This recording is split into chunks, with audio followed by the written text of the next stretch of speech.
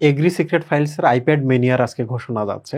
তোমরা যারা medical secret file solve করছিলা, আমি বলেছিলাম যারা রেগুলার বেসিসে টেস্টিফাইতে গিয়ে মেডিকেল সিক্রেট ফাইল সলভ করবা তাদের আমি 3টা আইপ্যাড দিব এবং এয়ারবাড দিব। আমি এটা কিন্তু তোমাদের দিছি মেডিকেল অ্যাডমিশনের যেদিন এক্সাম হয়েছিল, জাস্ট তার 1 সপ্তাহ আগে আমি দিয়েছিলাম, নাকি ওই দিনে দিয়েছিলাম।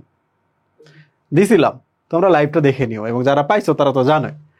আচ্ছা, সো এইটা হচ্ছে আমাদের agri secret files iPad mania. এবারও আমরা আইপ্যাড দিব এবং এবার আমরা দিব নেক ব্যান্ড।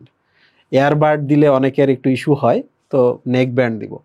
এই দুইটা দেওয়ার পেছনে কারণ হচ্ছে একটা স্টুডেন্টের এডমিশনের পরে তার ভার্সিটি লাইফে গিয়ে আলটিমেটলি সারা জীবন তার আইপ্যাড লাগবে, তাই না? ল্যাপটপের থেকে আইপ্যাডটা ইউজ বেটার। আর 2 নম্বর হচ্ছে যদি ভিডিও বা ক্লাসেস দেখে তখন তার এই নেক ব্যান্ডটা কাজে দিবে, এই জন্যই আমরা দিচ্ছি এটা। তো এগ্রি সিক্রেট ফাইলসে কারা এই আইপ্যাড উইনার বা নেকব্যান্ড উইনার হইতে পারবে বলে দিচ্ছি। প্রথম পুরস্কার থাকছে আইপ্যাড, দ্বিতীয় পুরস্কার থাকছে নেকব্যান্ড। নেকব্যান্ড থাকবে 5টা, আইপ্যাড থাকবে 1টা। এবার চলে আসি আমরা কারা কারা এই আইপ্যাড এবং নেকব্যান্ড পাবে। খুবই সিম্পল। এইটার জন্য তোমাকে অসাধারণ ভালো স্টুডেন্ট হতে হবে তা না, আমি ব্যক্তিগতভাবে বিশ্বাস করি যে স্টুডেন্ট রেগুলারিটির ভেতর দিয়ে যায় সে ভালো করে।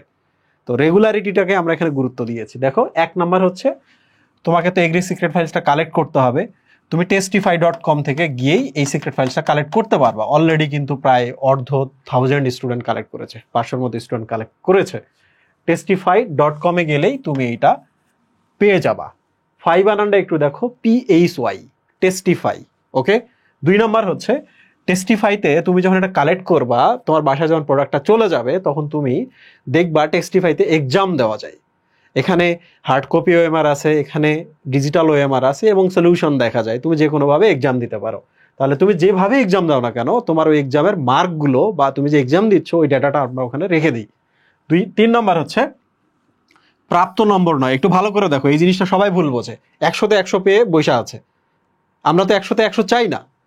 প্রাপ্ত নাম্বার নয়, বরং রেগুলারিটি বিবেচনা করা হবে। তুমি সবগুলো এক্সাম দিছো কিনা। হতেই পারে যে তুমি সবগুলো এক্সামে 40, 50, 60% মার্ক পাইছো, ডাজেন্ট ম্যাটার। যে 100-তে 100 পাচ্ছে আমরা এগুলোকে এবার বাতিল করে দিব।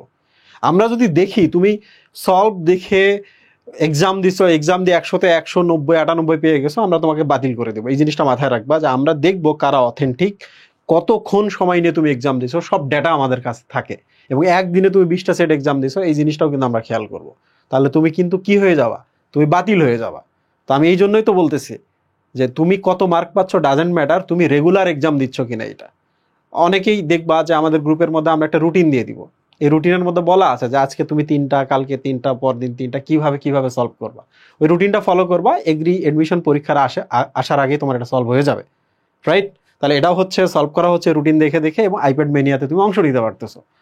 এবার চলে আসি যারা ফেক মার্ক দিবে এবং সলভ দেখে এক্সাম দিবে, আমরা যেহেতু এটা বাইর করতে পারবো এই জন্য আইপ্যাড মেনিয়া থেকে সে বাতিল হয়ে যাবে। এগুলো খুব কঠিন কিছু না। তুমি বলো তো, এক্সাম দেওয়া মার্ক যেমনই হোক এটা বেটার, নাকি সলভ দেখে 100-তে 100 পাওয়াটা বেটার?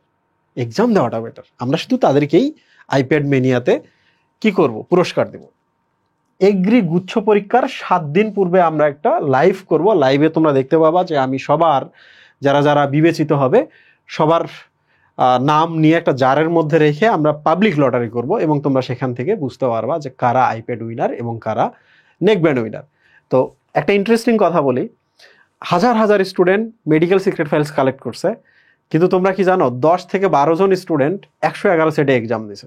মেডিকেলে যে ফার্স্ট হয়েছে এবার, সেও 107 সেট পর্যন্ত এক্সাম দিছিল, এবং সর্বশেষ এক্সাম দিছে মেডিকেল ভর্তি পরীক্ষার মাত্র 48 ঘন্টা আগে তার সর্বশেষ এক্সাম দিছে। আর 4টা যদি এক্সাম সে দিত, আমরা তাহলে মেডিকেল এক্সাম এবং মেডিকেল রেজাল্ট হওয়ার আগে আমরা তাকে গিফট দিতে পারতাম। তার মানে এই যে 11 জন ছিল, 11 জনের মধ্যে 8 জনই গিফট পেয়ে গেছে।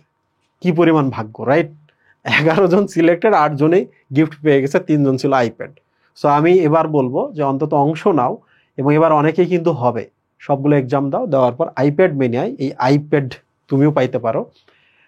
আমরা ট্রান্সপারেন্সি রাখি, পাবলিক রাখি, এবং তুমি পরবর্তীতে নিজেও চেক করে দেখতে পারবা যে যাদেরকে আমরা গিফট দিচ্ছি তারা ভ্যালিড কিনা। তুমি লিডার বোর্ডে গেলে তাদের নামগুলো খুঁজে বের করতে পারবা।